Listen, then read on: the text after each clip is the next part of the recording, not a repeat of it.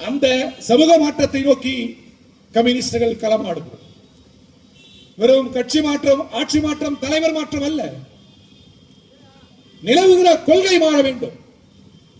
இந்த கொள்கை முதலாளிகளின் கொள்கை.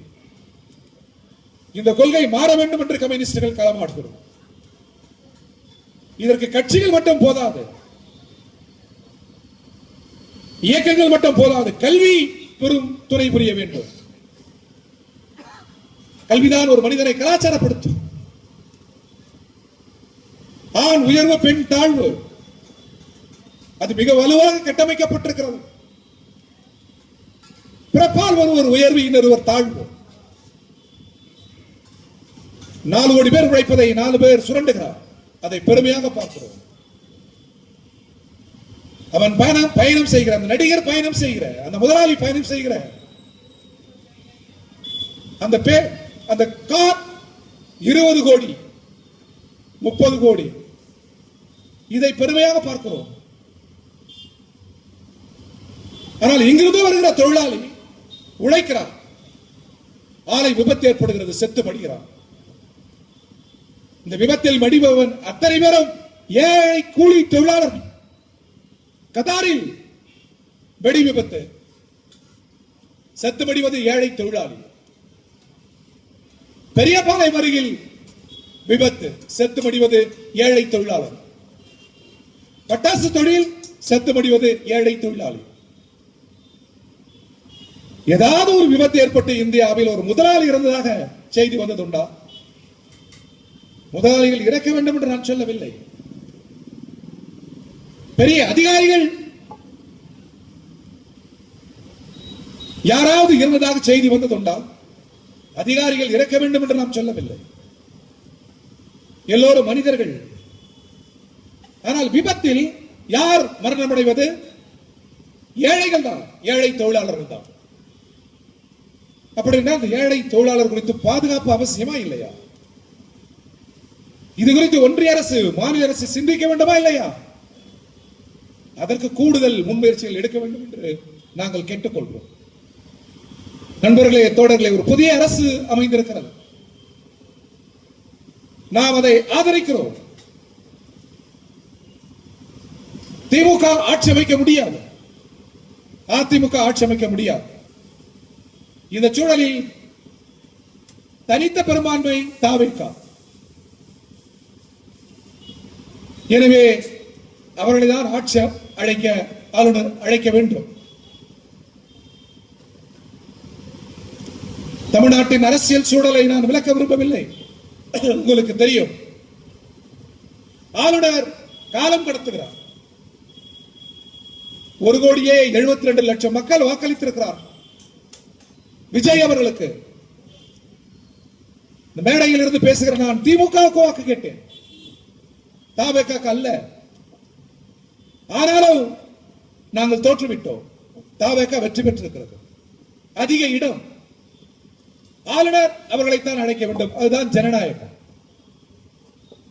எனவே தமிழ்நாடு அமைதியாக இருந்த பொழுது, தமிழக அரசியல் சூழல் அமைதியாக இருந்த பொழுது ஆளுநர் யாரை அழைக்க வேண்டும்? சட்டப்படி தாவேகாவை. எனவே ஆளுநர் மாளிகையில் பெரும்பான்மையை நிர்வகிக்க வேண்டிய அவசியம் அல்ல. ஆளுநர் ஜனநாயகப்படி தாவேகாவை அழைக்க வேண்டும் என்று முதல் குரல் கம்யூனிஸ்டுகளின் குரல், இடதுசாரிகளின் குரல். பிறகுதான் பிற அரசியல் கட்சிகள் அதை வழிமொழிந்தன. மக்கள் அதிகாரம் 108 இடம் என்பது உள்ளபடியே ஆச்சரியம்.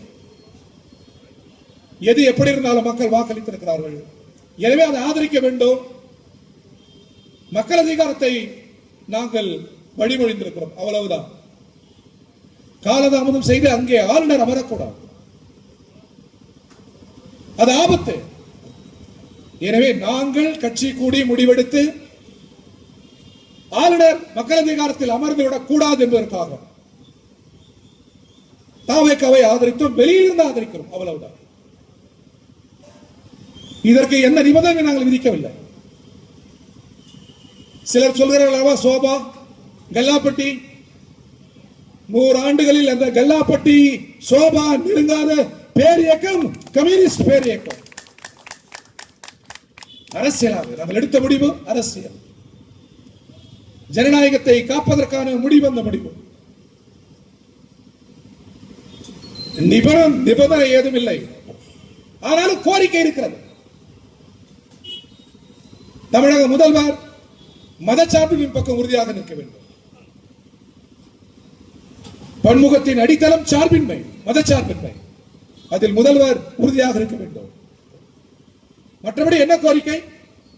ஏழைகள், இதோ பட்டாசு தொழிலாளர்கள், தெருக்கூட்டுகிறவர்கள், விவசாயிகள், தொழிலாளர்கள், இவர்கள் கோரிக்கை என்னவோ அதான் எங்கள் கோரிக்கை. இதை நிறைவேற்றினால் போதும்.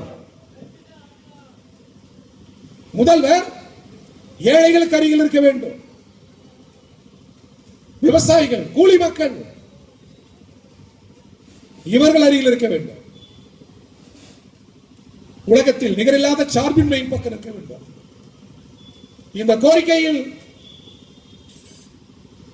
அரசியல் அடங்கியிருக்கிறது, அறிவியல் அடங்கியிருக்கிறது, தேசத்தின் எதிர்காலம் அடங்கியிருக்கிறது.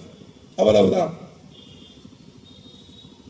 மற்றபடி இந்த ஆட்சியில் நல்லது நடந்தால் ஆதரிப்போம், தவறென்றால் சுட்டிக்காட்டுவோம், எச்சரிப்போம், ஏற்கவில்லை என்றால் போராடுவோம். எங்களை பொறுத்தவரை உறக்க சொல்கிறோம். உதாரணத்துக்கு நான் சொல்லுகிறேன். பட்டாசு தொழிலில் சிறிய முதலாளி, சிறிய முதலாளியா அந்த பட்டாசு தொழிலில் ஈடுபட்டிருக்கிற இந்த சாதாரண மூதாட்டியா தொழிலாளர் என்றால் பட்டாசு முதலாளி அல்ல, நாங்கள் தொழிலாளர் பக்கம். முதலாளியா தொழிலாளியா என்று பிரச்சனை எழுகிற போது நாங்கள் தொழிலாளர் பக்கம். ஒரு பெரிய போலீஸ் அதிகாரிக்கும் ஒரு காவலர் கான்ஸ்டபிள் இருவருக்கும் பிரச்சனை என்றால் நாங்கள் யார் பக்கம்? பெரிய போலீஸ் அதிகாரி பக்கம் அல்ல, கான்ஸ்டபிள் பக்கம். நாளை அரசு தொழிலாளர் என்று பிரச்சனை வருகிற பொழுது நாங்கள் முதல்வர் பக்கமா தொழிலாளர் பக்கமா என்றால் உறக்க சொல்கிறோம், நாங்கள் தொழிலாளர் பக்கம்.